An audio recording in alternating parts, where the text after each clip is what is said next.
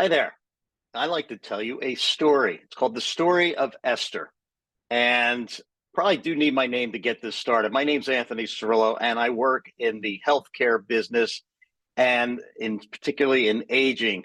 But I got there through a journey, and I'd like to tell you quickly. So I am a Philadelphia native and was working in hospitals and also a gigging musician full time at night. And when I got out of that, I started going into assisted living and nursing homes and singing for folks. And it changed the trajectory of my healthcare life.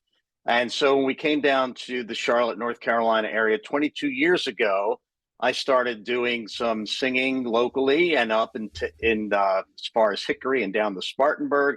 And I met Esther, and I call her my designated heckler because I have strange programs every month. Like in November, everything has a theme, and sometimes it's obvious, like you're going to do patriotic songs on Veterans Day or something like that. But though in November, I do Pennies from Heaven. And, Esther would look at me strange, like, what the heck does this have anything to do with November? I said, well, come on, Esther. It's National Accountants Day in November. So we became fast friends over time. And one day after I was done a performance, she asked the activity director to have me come to the hospital and visit her. Well, that came out of left field, but I went because, Esther and I were kind of buddies by then. And so she said, on the way over, she goes, yeah, by the way, Esther died and was revived. She's in the coronary care unit. She wants you. I said, okay.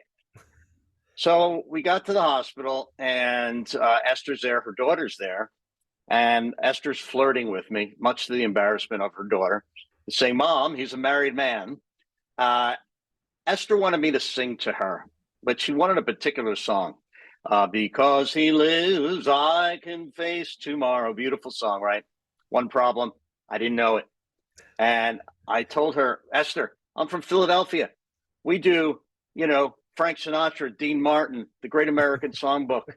I said, I come down the stairs every day, from upstairs in South Philly. And, when I was a kid and, we had a picture of the Lord on one wall. And we had a picture of Frank Sinatra on the other.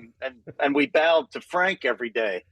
So anyway, I sang Unforgettable because that's what she was. But I said, I'm going to learn that song for you, Esther. And I did. And I put it on a little CD, 3.5-minute song, one CD, sent it to the assisted living in Hickory. And she was back there. And so I thought all was good with the world. And then the activity director let me know that she was in hospice a few weeks later. And then a few weeks later, she had passed.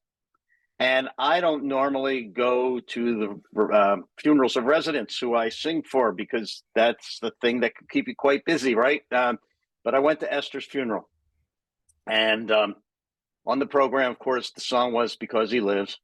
But before the program started, the daughter came up to me and she started crying.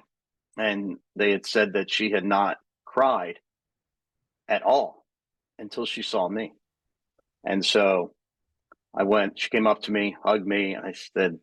She said, did you hear about my mother's last day of life? I said, no. I said, well, on her last day, we played your CD over and over again until finally I knelt down next to Mom and I started singing with her and telling her to let go. And Mom died that day. And so that's my story of Esther, because here's the thing. There's a lot of times just from being a capitalist, profitable enterprise, I could have stayed in the hospital field and made a lot more money. But every time I try to pull away from it, like with what I'm doing now with music, I can't because, I have a card from Esther sitting on my desk here and a picture of Esther somewhere close by as well. And Esther's been gone a lot of years. And I still converse with her daughter and granddaughter on Facebook. So if you're looking for purpose in life, including a caregiving, which is a purpose, that's how I found mine. I didn't get into the aging space necessarily because my mother had a situation that came much later. I got into it and cemented it because of Esther. Oh, it's a beautiful story. So hello, everyone. I'm Gina. And I'm Don with Focused Healthy Family. And this is podcast number 98.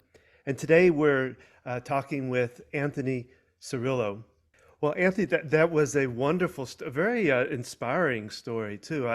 You know, that the care that you gave, you know, just to one person, but I think through your music, you've given it to much more than that. But uh, you have Sagestream, which is the business that you own, which is a live stream entertainment, I'd say a program for aging facilities, nursing facilities, things like that. Tell us a little bit more about that, if you would. Sure. So essentially during COVID, and it wasn't because of COVID, it's because I got fiber optics in my neighborhood and was able to stream. I thought, well, this would be great. I'll start streaming to nursing homes and assisted living because, why drive to Hickory when I could beam in? Well, I was, didn't really know what I didn't know, didn't have the right equipment, didn't realize how much little equipment, they had on the other end of the equation. But during COVID, obviously, a lot of that changed and people were embracing that kind of thing. And so I got a student from Northeastern University in Boston, their experiential learning program, and we did a whole bunch of discovery and found that people were very interested in this to the point that 3 weeks after we just got the student, we had endorsers just on a concept and had a major proposal that we weren't prepared to actually answer. Fast forward, I've been through several business accelerators, the latest of which I'm going to be in the AARP Age Tech Collaborative, which is an amazing program starting in January to really bring this idea to fruition. So what it is in a nutshell, it's pretty straightforward. It's a live stream, real time, interactive music network for older adults.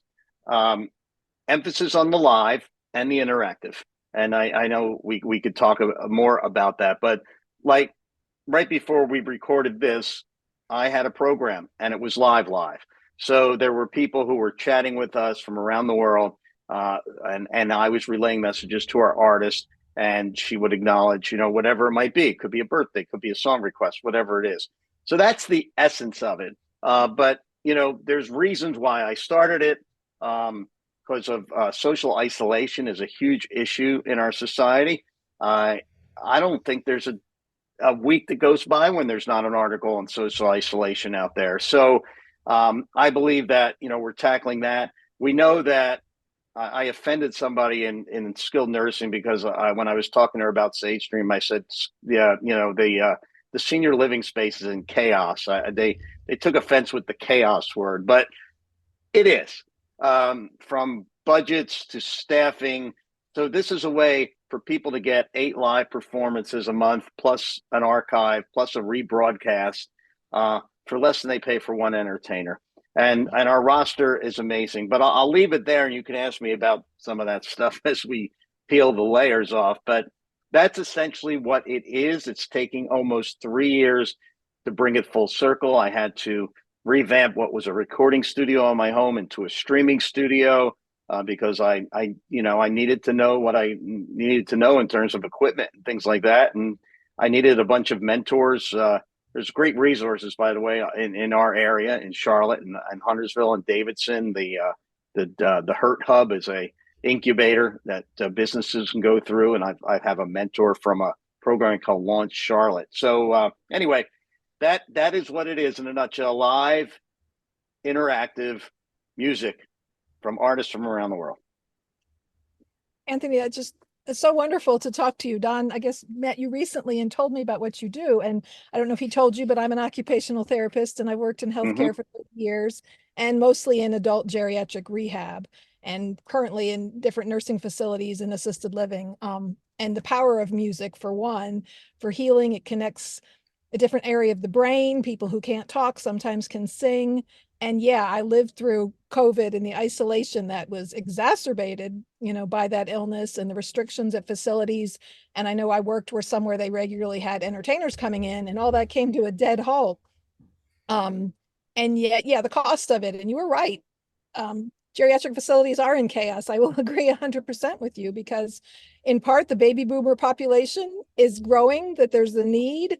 And staffing is a serious issue. COVID made it even worse with less people. People decide to work from home instead of having jobs where they go to. So I Yes. just doing is amazing and wonderful, and I'm eager to to hear more about it. Well, you know, Yeah. Gina, if you remember, what kind of kicked my mind into uh, asking Anthony to come on was what you did with your dad with the I'll call it a boom box, but tell a little, just tell him a little bit about what you did. So my dad was in the hospital the third time for this year. It turned out he had COVID. He was just weak and couldn't stand up. And amazingly, him and my mom had not had COVID before. So he's in the hospital. He's got to be there for 10 days before he can go to rehab. And, you know, playing around, there's certain channels he likes on TV, but because of his Parkinson's dementia, he hallucinates and has delusions. So we got to be careful with what we turn on TV. We can't have the news on and we can't have other things. Mm. But my dad loves music. And the one day I was there, I played some 50s music on my phone. And I'm like, when I'm not here, like my dad doesn't have a smartphone, how are we going to play music? And I'm like, the old fashioned way. And I asked like, does anybody have like an old small radio, you know? And then I realized having the CD player would make a difference. And so my son amazingly works at Best Buy. So he hooked me up with one. I picked it up. My mom had tons of CDs and we brought some 50s music, John Denver, and there's a relaxation CD that my mom typically, when he's at home, plays for him at night that helps him because he gets a lot more anxious in the afternoon and evening. And so I brought it in and first, well, I think I asked him what he wanted and we put on some John Denver. And well, the day before when I used my phone, we were singing along to different 50s songs. Oh, it was a great way to occupy his mind, you Yep. know, talk about things because he's got some good long-term memory and just realizing, you know, the power of music. And you know, I know this professionally, and sometimes it's a whole different layer, helping my dad navigate this journey and just, you know, realizing, oh yeah, my dad likes music and this can be very helpful. Yeah, and And I, that's part of the reason, you know, from the caregiver standpoint, because there are different angles. You know, why you're doing this for communities and why you're doing it for individual subscribers, but for the caregivers, family caregivers, not paid.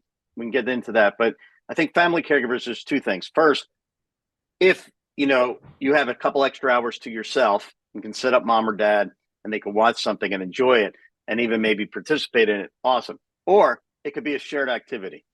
Mhm. Today we had an interesting program. An opera singer, but she did opera the last time she was on.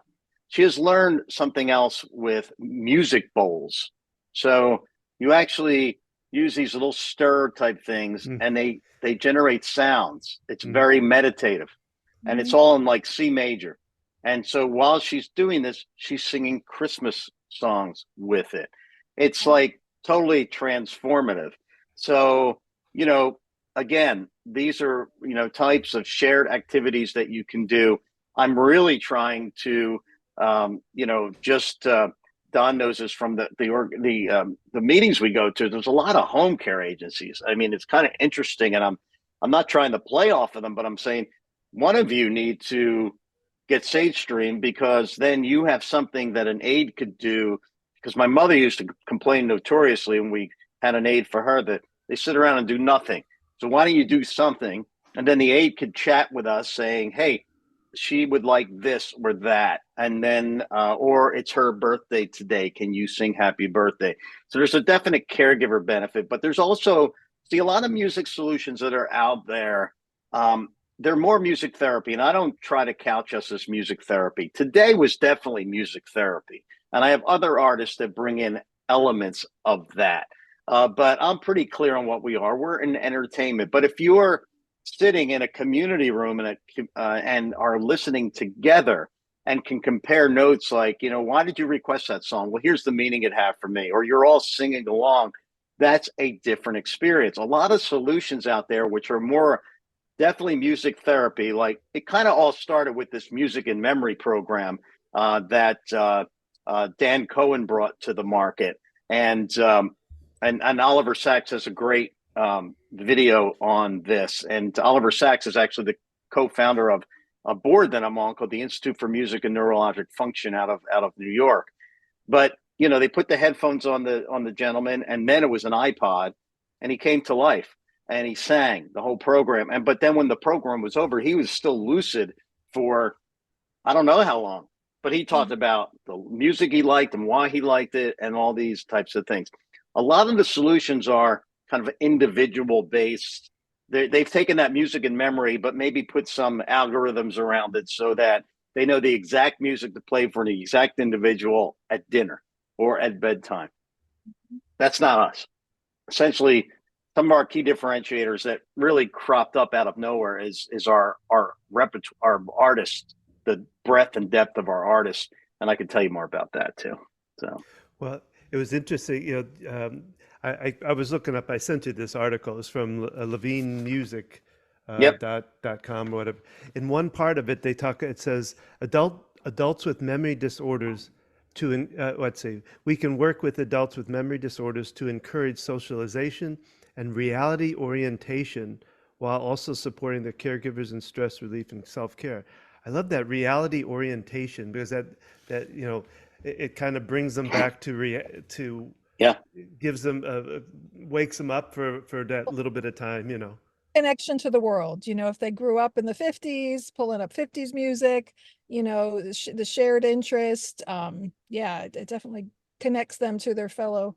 I love that you bring this into communities and just the interaction that can happen with residents that you might not otherwise see just over the shared memory of the music.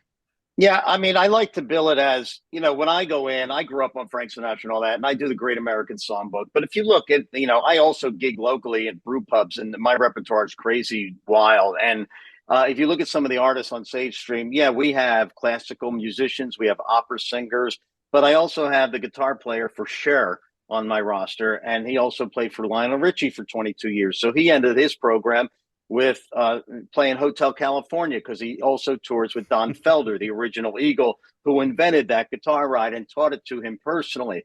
So I like to think that we're bringing the soundtrack of the lives of the people who are aging into these communities, right? The music, I always joke that, you're going to be singing Born to Run by Bruce Springsteen in these places, not, I did it my way, because things are changing. I mean, and I've been singing in these places since 1992, so it's been a long time. And it's an interesting transformation. The other thing is that the artists we have are otherwise, as I say, unavailable and unaffordable to most people. So, and they're in I guess I'll talk about a little bit about them, but they're in a variety. So I do have Ben Morrow's, Ben Morrow, the good card player for Cher. They're not all superstar level, but I have, so anybody in our demographic watches Jeopardy and Wheel of Fortune probably.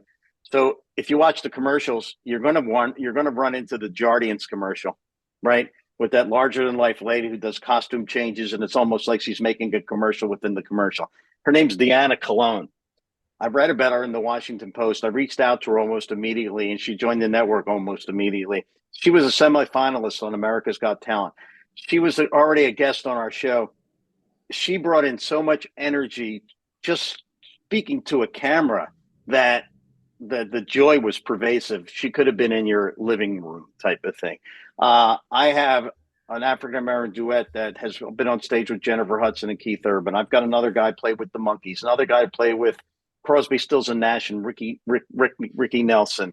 I have a string player and a piano player who's played with the London Philharmonic. The opera singer we had today, it's been at the Red Rocks Amphitheater. I have Joanna Nova, a Native American, does Native American music. She has music in the show Outlander. So we have some real superstars. And then we have regular schmoes like me get on and do our thing. And they're very talented. I got some Vegas entertainers. I got a piano player, has the largest dueling piano company in the US. So he runs a company from New York. He plays at a major club in Times Square in New York every week, 8 times a week. He's making money from all his other piano players around the country. He's amazing. And, you just throw anything at him and he's going to fill up an hour without even blinking. So anyway. Well, go ahead, Gina.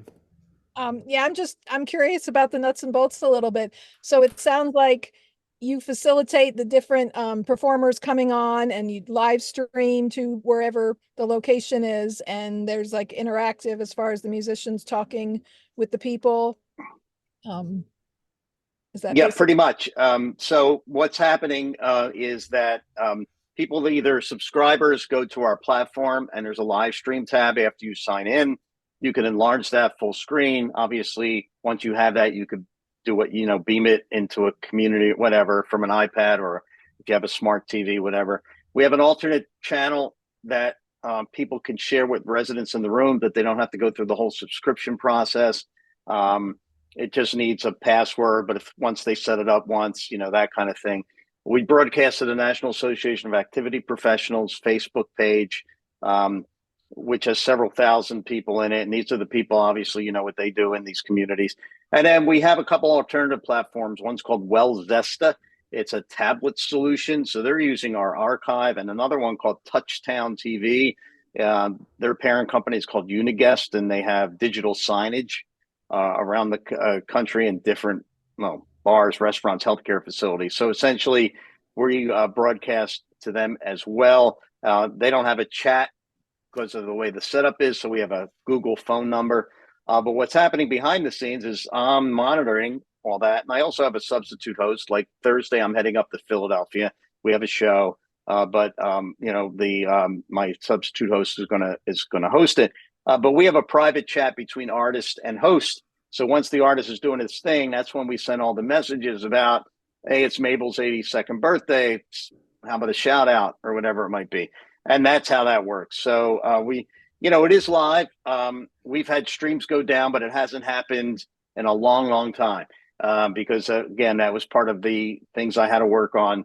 But things happen. Electricity goes out, or they're drilling here in Huntersville for God knows what next, and that's put us out for 5 days. I actually had to cancel the show, but for the most part, it's been pretty seamless. And then my artists all get a copy of their show edited without the talking in the front and back, and they could do whatever they want with that. Wow. So how do you determine? Is there any determination to the kind of music you play, depending on a facility or depending on a patient or whatever? Well, we don't have the luxury of tailoring. Like if we got a huge client and they wanted their own broadcast channel, and we had the bandwidth and the resources to work with them to actually do specific programming, I could do that. Right now, I'm just looking at our roster and saying, here's where the really talented ones are that I like to get into more often than others. Here's somebody I haven't used yet. And I sort of just pick and choose. And then I'm always available. I always slot myself because we do have cancellations, and I can move things around easier if I'm in the mix as well. What I'd like to do, so there's a 2.0 and a 3.0 to all this. The 2.0 is I'd love to have a music therapist on board who can work with the community. So I give a weird example, but say in October, we're doing, all the artists are going to do something about Halloween. Well, then she could work with them to say, well, what's the best mix of how you all approach that? And then what can we issue as guidelines to the people and facilities and that are watching that can help, make this even more meaningful? I mean, let's face it, they're getting a great value for what they're getting and what they're paying. But how can we even enhance that even more? And then 3.0 is that I'd really like to, and I know who to go to do this, but we just haven't had, again, the resources to completely do it, is have an intergenerational component. There's, especially up north where one of the places I used to sing, when they had to build a whole new facility, they built not just the skilled nursing facility, but they built a child care center next to it. And so there's intergenerational interactivity between that center, two centers all the time. And so I'd love to get, youth, I'm a Rotarian, so Rotary Youth, there's 60 clubs just in the Charlotte area that, we can utilize them. And here's the thing. So I have 6 grandkids, but none of them are around here. And so a lot of times, so I grew up with my grandparents, and, you kind of know, you see them age and you know what it is what an older person is. But in today's day and age, not everybody knows what older people are. I was actually watching It's a show called It's Always Sunny in Philadelphia. And, you know, it's been out since 2003. And it's, you know, it's based in South Philadelphia. And the guy who created it, I went to high school with, though he's much younger than me, but he went to the same high school. It's very irreverent. But there was one where the grandfather was in the nursing home and how the granddaughter was like, there's no way. And it was just hysterical when she had to go visit him. But that's because, you know, she was scared of old people. So that's kind of the 2.0 and 3.0 of this is to really make the activities even more meaningful than just having a great artist on. Although in and of itself is what I can do right now. Well, that's amazing. And I just, yeah, as an occupational therapist working in these facilities, I mean, sometimes just music itself, and especially in a group setting, has so much therapeutic value of just being there and getting them interacting with other people, gets them moving, you know, a little bit. They start tapping and, you know, any kind of movement that goes along with it. Well, just having it, you know, and the thing is, and don't get me on my soapbox a little too much, but up north they actually pay you. You know, down here I found they would rather figure out a way to not have to pay you or get a volunteer. And all I say to that is, you get what you pay for. And there are good volunteer entertainers, and bless their heart for doing what they do. But they're also really bad. And so this is the one thing people forget. Just because they transition from a house to an assisted living or wherever it is, that they forget their past life. Like, you know, my wife and I, if that ever got to the States, they'll probably have no idea that we have traveled around the world. I have seen more talented people on Broadway and whatever. We have discerning taste about what we like and what we don't like. You know, my wife even chimes in on some of our shows if she's listening downstairs. She goes, well, that guy wasn't that good, you know, or whatever. So, you know, we have to give, you know, we have to realize that these people have musical tastes, and you can't just shove things that you want to do because you think it's cool if you don't realize where their perspective is coming from and give them the credit of discernment and having class and taste. And, you know, there's lots of people that are musicians themselves, either professional or they did it, you know, and are really, or classically trained, or, you know, and Oh, yeah.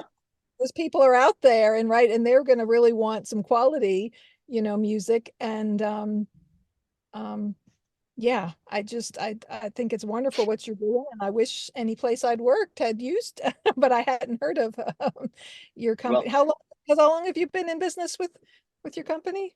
so we've been incubating it for 3 years. We did a sort of a pilot group of programs in the spring, but we went full force in September, and we have programming through May because I'm pretty upfront with people. I bootstrapped this. Everything I'm doing, I paid for, and we need subscribers. I'm not shy about this anymore. We need subscribers, whether they're individuals or organizations, because that's paying for my artists, and it's the only way we're going to be able to grow, to get music therapists and to get marketing help and sales help.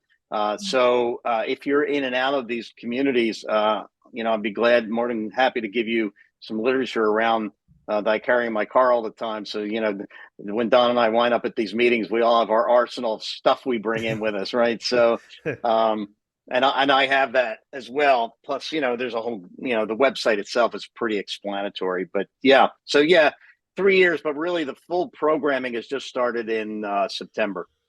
Okay. Yeah, because yeah, there's definitely a need for it. And like you said, when, you know, whether it's COVID restrictions or bad weather, something that you can rely on, that it's there. And like you said, it sounds like it costs less than bringing in a paid entertainer, you know, for the facilities. They always like to see things that are less costly to them. Yeah. Well, Well, gives the caregiver a break too, you know, I that like what you hour said or about whatever. that. Yeah, 'cause um, well, the thing is, Don, we've been in meetings where, you know, I'll have people who go into some of those home care people and others, the transition tamers and move managers, and they'll go into these communities, and these are well-known brands, right? And they'll go in, and these folks are just sitting there doing absolutely nothing. And yeah, one of the things I did change a little bit about my messaging is that, yes, we are not we're not meant to replace live entertainers, but live entertainers cancel. You cancel them. COVID is real. it's still going through these places. And so that impacts everything. Connie, the executive director for the Institute for Music and Neurologic Function, said, change of shift. A lot of times residents get ignored because people are doing their notes and things like that. Weekends and nights, usually nothing. And so that's why we rebroadcast the programs. All you need is a volunteer to figure out how to get that on the TV, and you got something, that you can watch, or just pull it up for the archive anytime you want to make it a scheduled event, so to speak. So yeah, there are great value points for communities to use this to supplement and complement, and for what it costs versus some other solutions out there that are not only very costly, but have licenses requirements that only permit you to use it with a certain amount of people at a certain amount of time and all that. And maybe one day I'll be that discerning, but right now it's like we have good music, we have good entertainers, and we have other non-music, but 90% of it's music. I'll just tell you about one non-music program we did a few months ago. It was a woman, Lori Grinker, professional photographer. She's been in war zones and all kinds of stuff. But when she started out, she was given an assignment. And, she's a young girl. She's 20. And this was to go follow local boxers. The boxer she got hooked up with was Mike Tyson. And he was in a foster home. And she basically has chronicled his life from that foster home to the big, Vegas and, everything he's won. So she did a whole program on his life in pictures and all the backstory. I mean, that was pretty fascinating stuff. And I have another woman, Gloria Hoffner. She's very popular in with activity directors. She does something called Science for Seniors. So she'll just go and do these experiments, and kind of, she does them live, but she'll come on the air and do them as well. She's very entertaining. So anyway. Yeah, that was actually my next question, was that are there other, I didn't know if you thought about like comedians or artists or, so I have a couple. Sounds like that could be a 4.0 kind of place, Yeah, I have a couple, but there's also something, and this gets back to some of the mentoring I've had, is stay in a lane. And I think the lane I have is the music lane. I'm not jettisoning the people I already have on the roster. Like, we have a person that's coming on in 24 that's going to do a dance program. I do have one fitness expert. I have one chef, but my emphasis isn't on that because I continue. So my good artists tend to attract other really good artists, right? And so I'm leaning toward that. I'm actually leaning toward one of those artists getting me an actual superstar, like a Lionel Richie, to actually, come on. And I think we could do that, given what we're doing, giving the mission, giving the artists we already have on there, giving the archive of shows we've already done. I think that's a possibility. Yeah, that's exciting. Yeah, one thing I love about what you're saying is I know most facilities, if they have an event or whatever, everyone comes to one area, but there's lots of people who are bedbound or don't like to leave their room. And it sounds like this can be streamed right into their room via the TV or, another a source of media. But I love that about that because Well, if they have an in-house TV channel, which a lot of people do, they could just send it out to that. That's one way. But more and more. I mean, what happened? I think, and older folks, we probably don't give them credit either for being savvy, a little more savvy than we think they are around technology. I mean, I joked that my mother, she passed at 94 in 2016, but before that, she was on Facebook. She didn't participate a whole lot, but she darn knew how to follow me around. And so if I was traveling somewhere, this is a classic story, actually. Maybe I should have started with this one, but we were in New Orleans for a friend, our nephew's actually graduation, and it was him and his now wife, and she was graduating. He was getting his graduate degree. So we had a private dinner her father arranged in a beautiful restaurant. And what you do, you take pictures of your meal and you put them on Facebook or whatever. Well, my mother took it as a personal affront to her because of the food that she was eating in her community, which will go nameless. And, and she's an Italian woman that had all her marbles. She had health ailments, but she had all her faculties, and she could tell you where to go in so many words. And she was taking me to task of putting it in her face that I was eating all this good food while she was eating this other stuff. So bottom line is at 94, she knew how to navigate Facebook. So yes, you can easily give a link to somebody if they know how to get on a web page and put in a simple password. That's they can watch it and then they can actually participate in it as well. Sure. And as us younger people are aging, they're going to become more savvy with being Thank able you to for the younger navigate. part. I like that. It makes me Navigate. feel better for us younger people. I can Um, still hold on to that for a while, you know. Yeah. Um, well, Anthony, we could probably go on for quite a long time with this, but I think we probably need to kind of wrap it down some. And Yep. I wanted to open it up to let you put out how people can find out more about you, and then if you have any kind of specials or any kind of intros that you want to put out there, this is the time to do it. Sure. Well, the website is Sage, SAGE Stream, STREAM.live. So that's there's a story behind that too, but sagestream.live. I do have an organizational coupon code that we've been using that gets the organization 25% off. So how we sell it is individual monthly, individual yearly, organizational monthly, organizational yearly. If you buy the organizational yearly and you use a particular coupon code that we have, you get another 25% off, which brings it to way less than what one entertainer is going to come in and do. I have a coupon code for, I think the code is caregiver, CAREGIVER. So if a individual wanted to gift this to somebody, they get 10% off the individual yearly, which, that's $16 times 12, which is 190, 10% off that. So you save another $20. So, essentially for $170 a year, and I'm trying to get people interested to gift this to somebody. Instead of watching Fox and MSNBC all day and having it droning on in the background, tune in and be surprised. And that's the other thing is what I like about what we're doing is you really don't know these artists, but you could be surprised by discovering new people that you never would have known before. So really sagestream.live. We have a couple different coupons. You could send me a note from Sagestream on our contact form. You could join a newsletter there as well, and stay up to date with what we're doing and any specials we're running.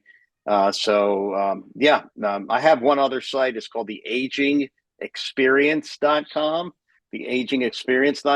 and I have a products page for that where you can actually get my CDs if you're still using them. And we also have a caregiver support program. It's a 30-day video support program, which is very interesting. It's what I call a moment of Zen. They're 3-minute videos. You get one every day for 30 days. It's a message from me around a specific topic of caregiving.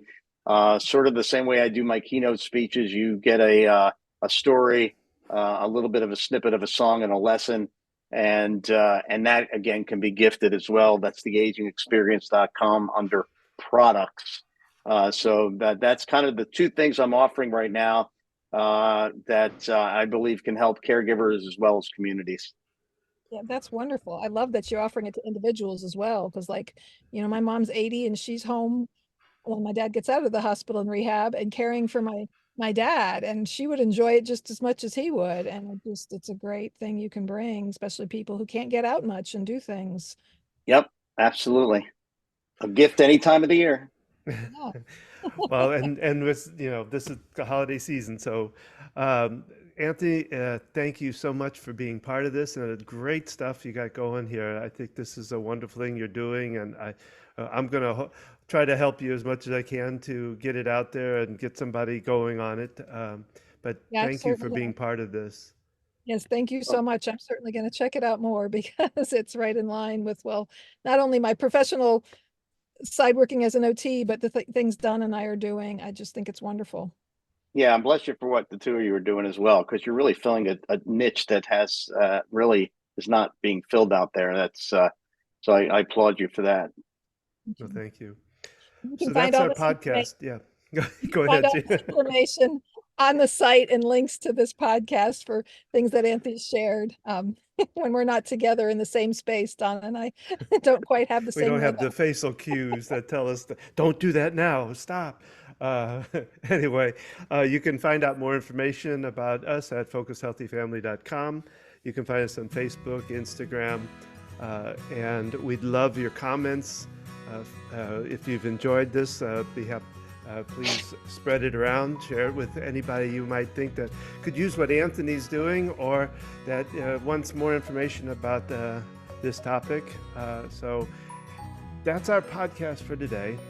And remember, how you speak to your kids today shapes their future and yours.